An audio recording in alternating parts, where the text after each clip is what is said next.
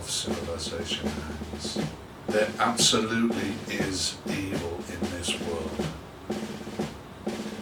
And we soldiers stand at the border where civilization and savagery meet. We do what most people only see in the movies. And because we do it, you don't have to. I do it because I'm orphaned from 1,000 homes, and I do it for adventure, and I do it to find the place where I end and darkness begins. But my journey begins somewhere else. It begins on a perfectly ordinary porch. I was saying goodbye to my father after visiting him. The next day he was having an operation to remove a cancer. My sisters and stepmother were watching through the downstairs window like a tragic chorus. The pressure was intense. We both knew that this could be it for us, at least until the next world. It was unlike my father, just like many fathers. He rarely shared his deeper feelings, but that day he told me he was proud of me, and suddenly on that perfectly ordinary porch, I was drowning in memories. And I wanted to say that I forgave him for making me cry when I was a child and he was carrying me.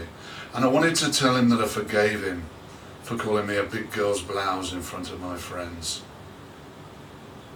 And I wanted to thank him for his belief in me and how he always accompanied me on those many hospital visits. There were so many of them. After one such hospital visit, we sat in a cafe. He ordered a drink, orange squash. Never tea, never coffee. Orange squash, never juice. And he drank it quickly because it was a hot day. And I looked at him and I made a joke, something that he'd said to me many times. And I said, "I bet that never touched the sides, Dad." And he looked at me and something passed between us. And this perfectly innocuous moment became something special, something I remembered because it was the first time I remembered sharing a joke with him. Bloody was a favourite word of his, and he always said it to me and my sisters. And he also used to say, "Course you bloody do, lad."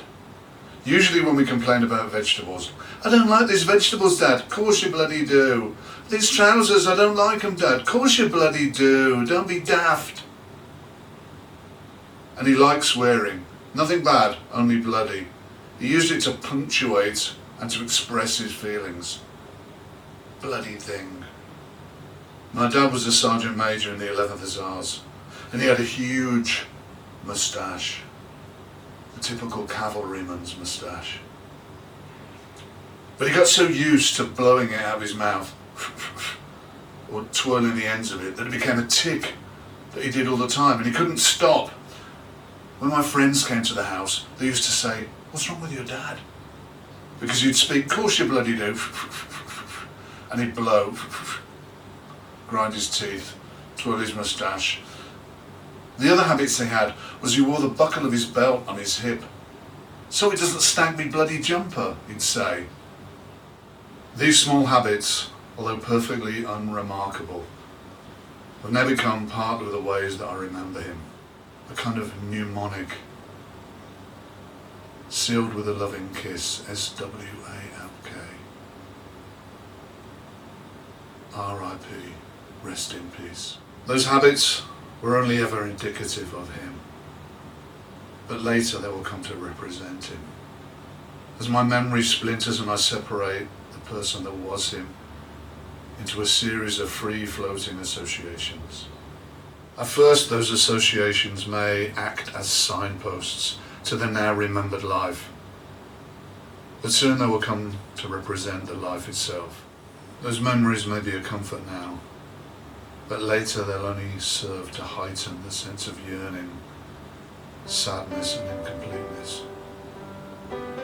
The Japanese called it wabi-sabi, and they should know. I have a memory of giving him a framed photograph, of he and my mother together shortly after she died, and how we couldn't hug each other, but leant against each other, like two horses in a storm-racked field. Some memories are authentic, some are true, but some are not. But if I was asked to find one story, one mnemonic, one signpost that made this story what it was, it would be this. In my father's journal, he wrote about family holidays as well as his war experience, and this is one of them. We were on holiday in St Agnes, and Granfie and your grandmother decided to spend the day with us on the beach.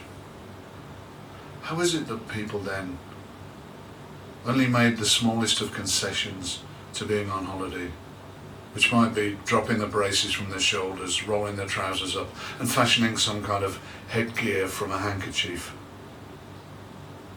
And then Granfie Chilcott took out his mess tin and his primer stove, and he began to fry sausages, and everybody on the beach looked round to see where the wonderful smell was coming from.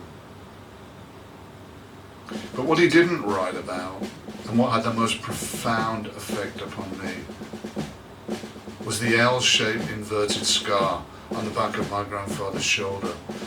And when I asked, my father told me it was when he was shot and the bullet came out in World War I.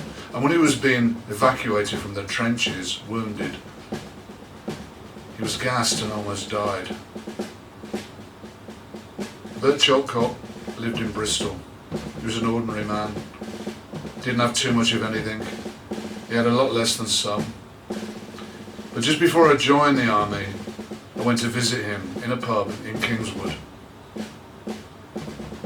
And he said to me, "Lad, if they send you for a bucket, come back with a ladder."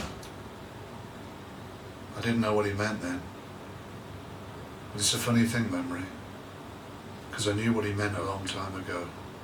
I went into a public house to get a pint of beer, but the landlord, he up and says, "We serve no redcoats here." The girls behind the counter laugh and giggle fit to die. I'm out into the street again, and to myself says I, "Oh, it's Tommy this and Tommy that, and Tommy go away." But it's "Thank you, Mr. Atkins," when the band begins to play. Oh, it's Tommy this and Tommy that, and Tommy go away. But it's "Thank you, Mr. Atkins," when the band begins to play.